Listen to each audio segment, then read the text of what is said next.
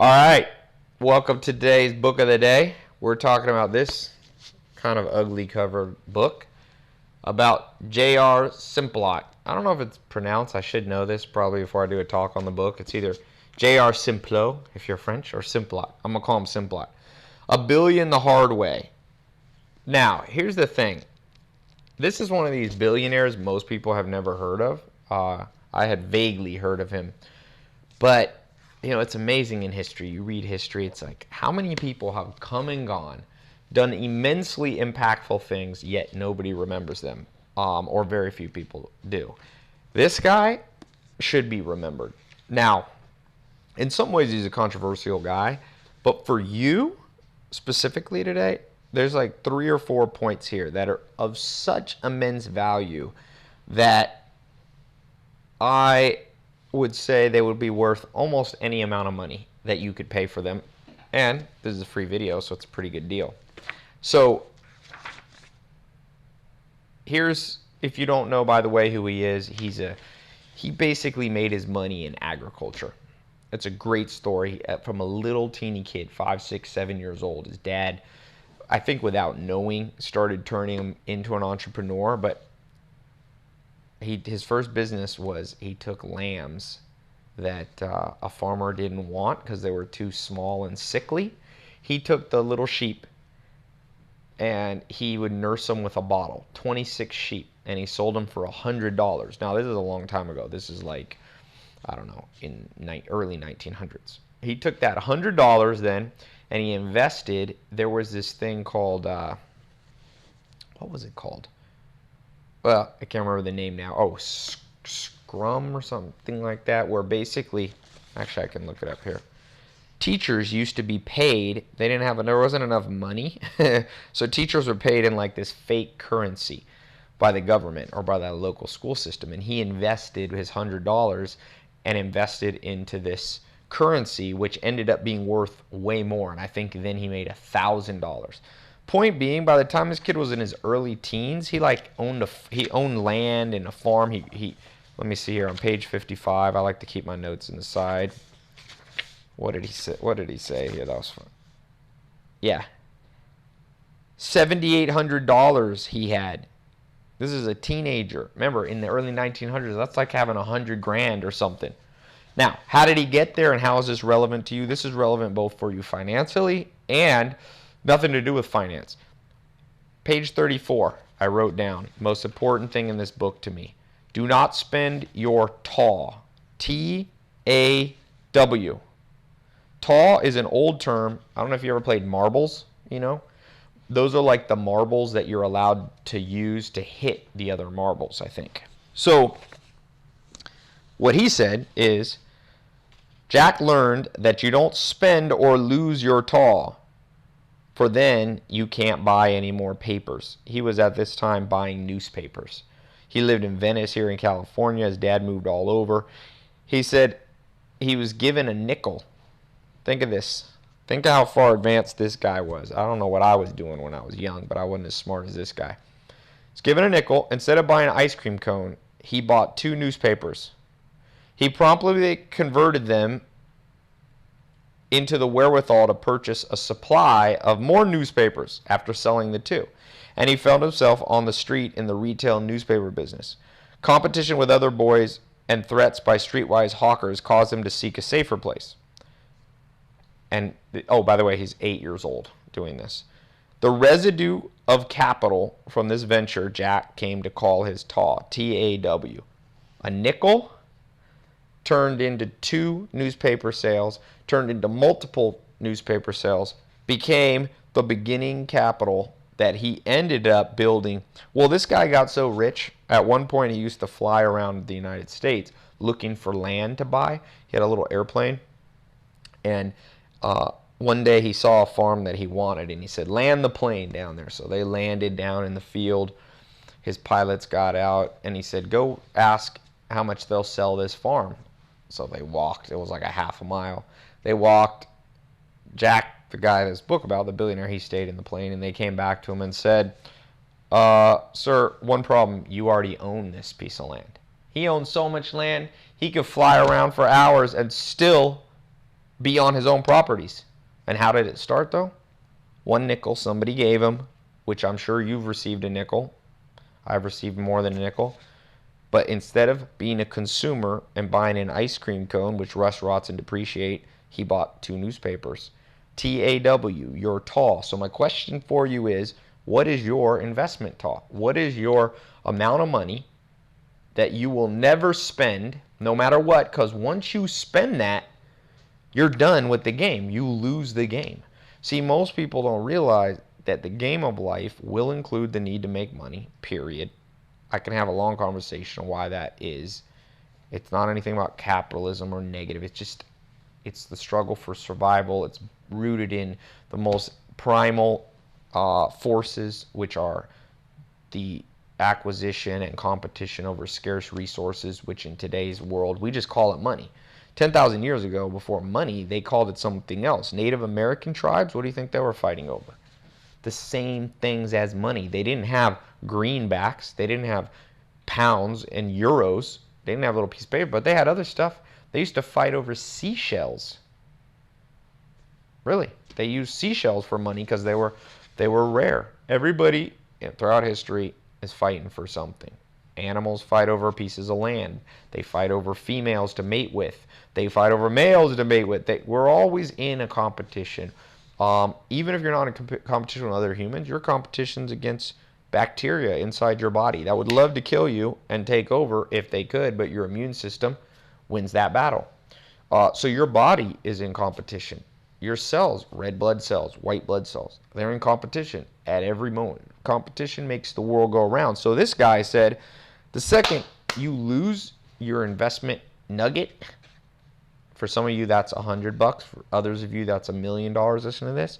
You're out of the game, my friend, and you don't want to be out of the game. Out of the game is game over. So, amazing piece of advice. Now, right after that, this is a great page. If you get the book, page 34.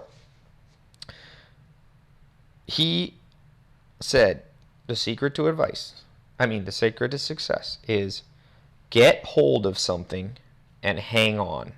Just hang on. If somebody wants it, hang on to it. It's worth as much to you as it is to anybody who wants it. I have to think in the world now where everybody's idea of a business is make a business. I'm going to buy a piece of real estate. I'm going to flip it. I'm going to do it 1 week later. I'm going to buy a stock and short sale. This guy had a completely different approach. Get a hold of something and hang on to it. And if you look at some of the most successful people in the world, they follow that strategy. Bill Gates gave up very little shares in Microsoft. He owned, I think, 60% of it, even at its peak. He may have sold since then, but he got a hold of something and didn't let go. And he says, and again, that's the opposite of mentality that most people have. Warren Buffett has the same thing. He buys businesses that he would want to hold on to forever. You got to get good. We talked about this, getting good at one thing. But this guy was saying, I've heard this. This is a new, remember I said you got to create voices in your head? This is a voice. This Jack Simplot. They even put it on the back of the book. Grab a hold to something and hang on. If you don't have something to grab a hold of, you better freak out and find something to grab hold on. It could be an occupation. It could be a movement. It could be a charity. It could be a business. It could be an invention. It could be a piece of art. But grab hold of something and do not let go. Now, make sure you grab onto the right thing, because if you grab onto the wrong thing, you're in for some trouble. But have some investment. Don't spend all your cash so that when a good deal comes up, you have the money to buy. If you're an artist, if you're a farmer, if you're a actor, whatever, you're going to need some cash. Don't spend the taw and get a hold of something. Next thing in the book. I like to put my little summaries in the back of the book.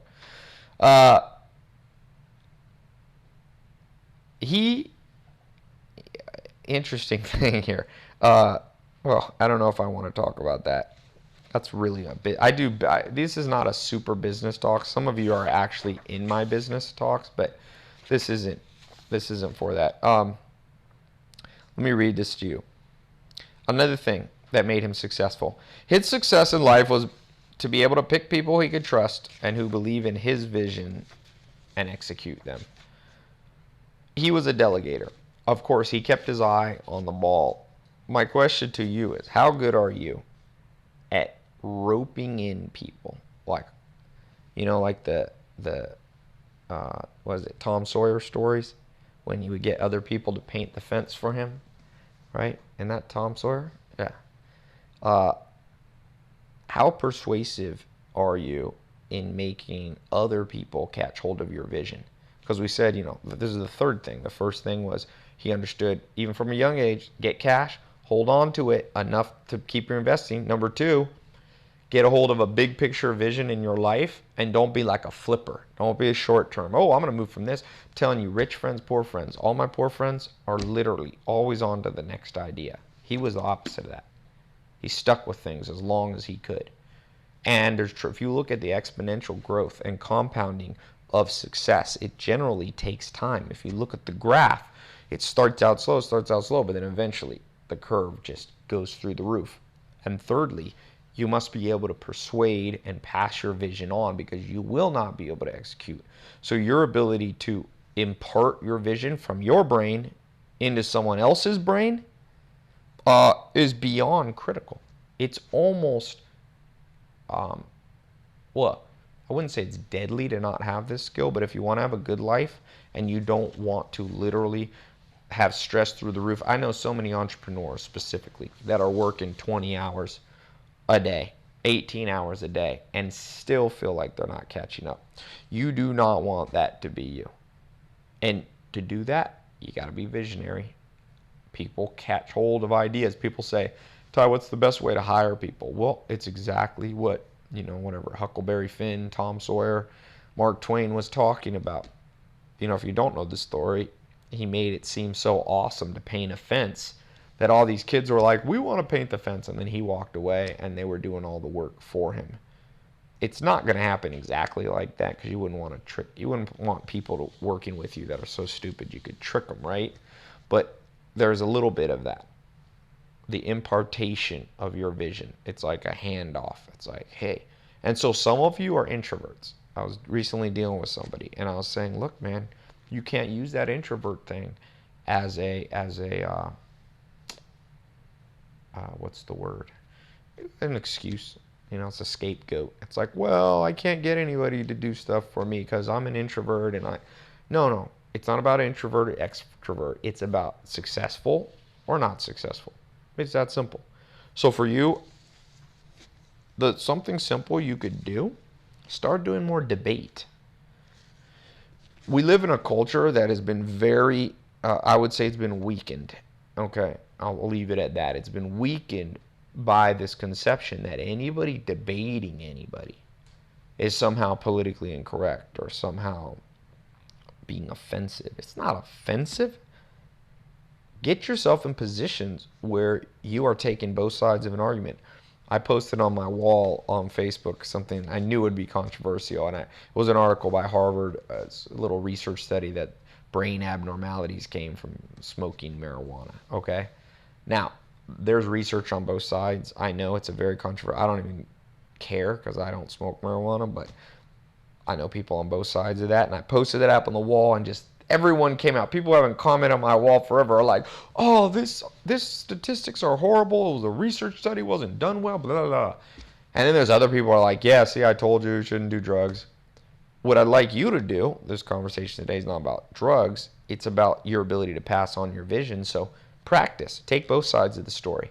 See if you can persuade a crowd. See if you can persuade, next time you go out to dinner with friends, be like, hey, I want to tell you something, why I believe why it seems like smoking marijuana is very bad for you. And then try to persuade. See if you can get that whole table to take on your vision.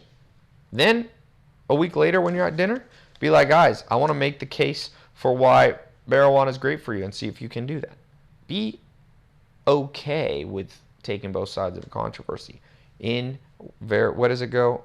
In medio veritas, the saying. In the middle is the truth. I was listening to Will Durant. He was talking about you have thesis, antithesis, and synthesis, meaning one side of the story, the other side of the story, and the synthesis of all of them into something that resembles what we call truth. If you can do that, if you can convince people of random things, and I'll use this ethically, don't try to persuade people to do something that's bad for them, but I'm just saying, you get my point. Start activating the part of your brain that's persuasive. Don't be somebody who just, for example, just tries to use emotion. That's not enough to get people to take your side. Most people that I have a debate with, they try to use what I call force of will. You can't just use force of will because there's force of will on both sides. You can't convince me to be a liberal or a conservative by just vehemently telling me that you are one. That I know you're one. That doesn't prove anything. Does that make sense? I want you to be someone who goes, well, I want to pass on a vision of something. I need to practice. Remember, before the day comes, you got to practice. You cannot be standing at the free throw line playing professional basketball in the 7th game of the NBA championship and to hope right then you're going to be practiced. Practice is too late. Larry Bird used to, the great basketball player, he used to shoot, 1,000 free throws. 8 in the morning. My friend Don Ravine trains a lot of the pro basketball players. LeBron James, he trains Durant, Kobe, Chris Paul. And he says these guys are up when everybody else is sleeping, they're practicing. So everything you want is going to entail a good bit of practice, just like a pro. I was actually, my friend was one of the Chicago Bulls. He's retired for 10 years. He still wakes up at 4 in the morning and works out. 4. It takes tremendous discipline. He never got out of that discipline. So for you, it's going to take a little discipline. And the main discipline is being in the habit of being persuasive and practicing that by taking both sides. If you can do that, Charlie Munger here, this is my favorite book. I put it up here, or one of my favorites. He says, I did not allow myself the luxury of taking any stand on anything important until I could argue both sides better than the person who was on the other side from me. Imagine how much better this world would be if every conservative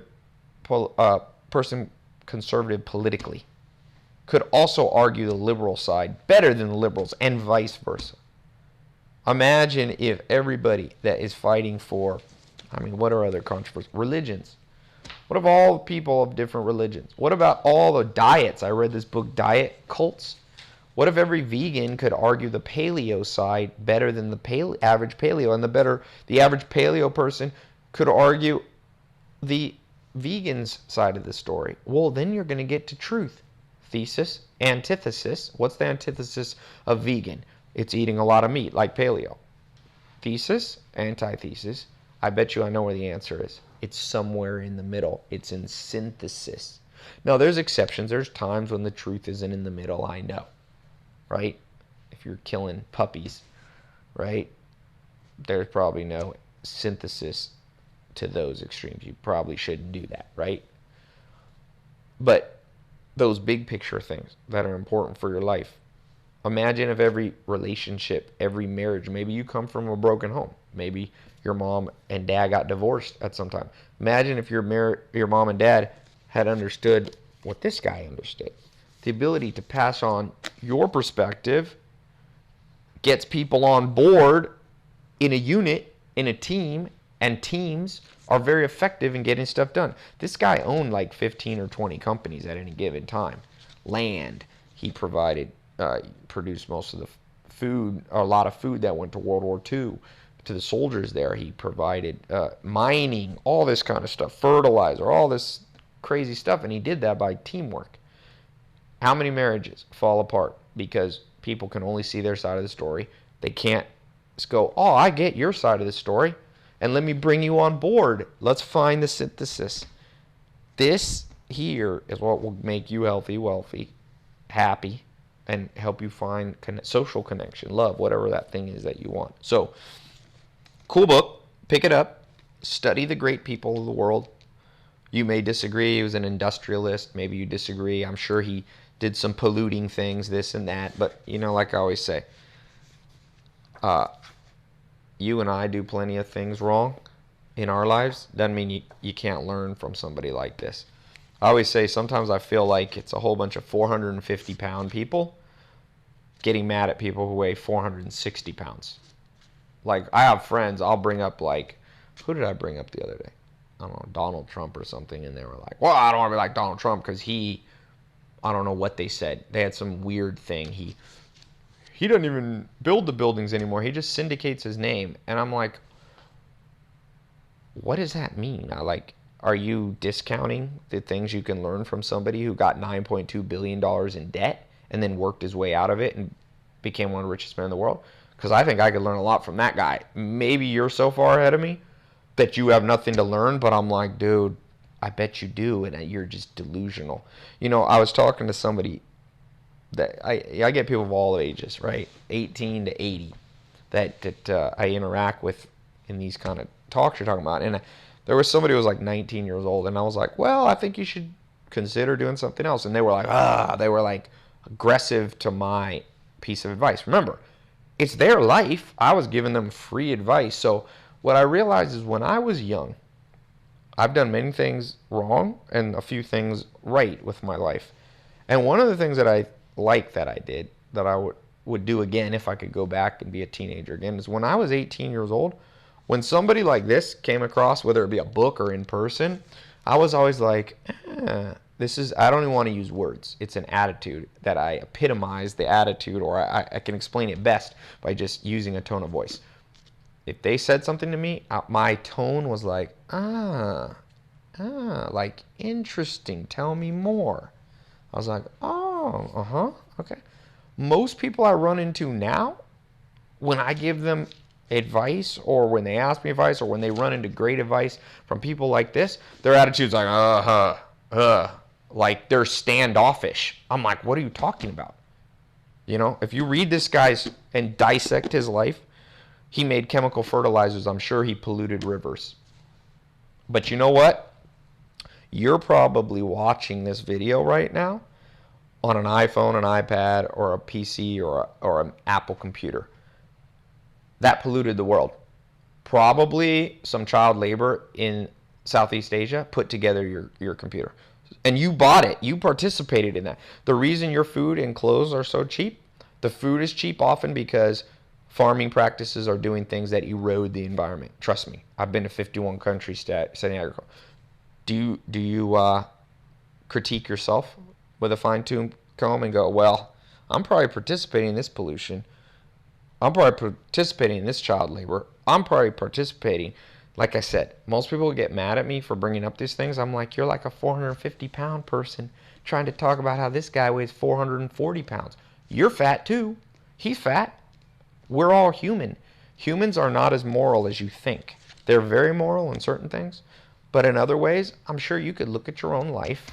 And my friend, Tim told me, he said, Tai, there's this saying, people judge themselves on intentions and others on actions.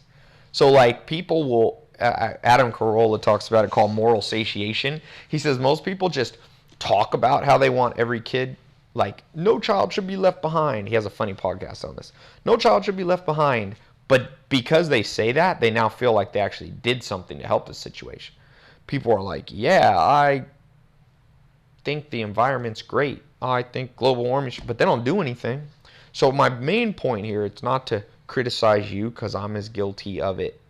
But I'm asking you, no matter what books I'm talking about, be like Abraham Lincoln. He said, every person I met, I learned something. Try to take something away. Gave you 3 things that I learned. Hopefully they have some relevance to you. Don't spend all your money. It's that simple. Make sure you take some of your money. Open a savings account at the bank. It's easy. Put $10 in there. Start with anything. This guy started with a nickel, and it worked pretty well for him. Number 2, grab a hold of one thing and don't give up. Don't be short-term minded, trying to flip real estate, like flip your business. Just like that works every once in a while, but this way works very often. And then lastly, impart that vision on people. Impart that vision through persuasion. Practice your debating skills. Be respectful, but use force of will. And then, this isn't a 4th one, but remember that thing. Do not be a 450-pound person making fun of other people for being overweight. Just focus on yourself and learn from the world. Don't take that attitude of, oh, really? Nobody great is going to prove their point to you for the most part. They're going to say what they have to say. This guy's dead. He does not care what you think about his book. If you're able to go through this and glean 3 things that change your life forever, then that's great for you. So have that attitude of, look for aha moments at every moment in your day. I started keeping a billboard with my staff, and I'm like, guys, it's getting lopsided. Look at all the, and I put a little mark every time I had a good idea for the business. And I'm like, I want your side to have more than mine. There's no rule that I have to have all the good ideas. Be innovative. Be innovative. Read books like this. Find little innovations for your own life. All right, check it out, JR Simplot. Oh, by the way, here's my question for you. 3 questions, okay? You can answer all of them or pick one. Number 1, how much money can you start putting aside for your TAW, T-A-W, so that you have cash to invest when the opportunity arises? Number 2, okay, what have you been short-term minded on that you need to stop that and grab hold of one thing and stick to it for a long time? Lastly, what are you going to do? What debate are you going to bring up around some friends, family, loved ones that you can start practicing your skills of persuasion? Write it right here on the page. If you're listening to some podcast, leave it as a review. Shoot it out to me on Twitter at Tai Lopez. Most importantly, go to my website, tailopez.com. Join the book of the day. I read a book a day. I don't always get a chance to email every day, but I read a book a day, and I send out emails as often as I can. They're free. 1.4 million people are getting that in 40 countries. So be a part of that. It's pretty cool. Not because of me, but because I'm reading good books. So these are the guys you want to learn from, not me. I'm just a messenger. So tailopez.com. I will see you soon. Thanks.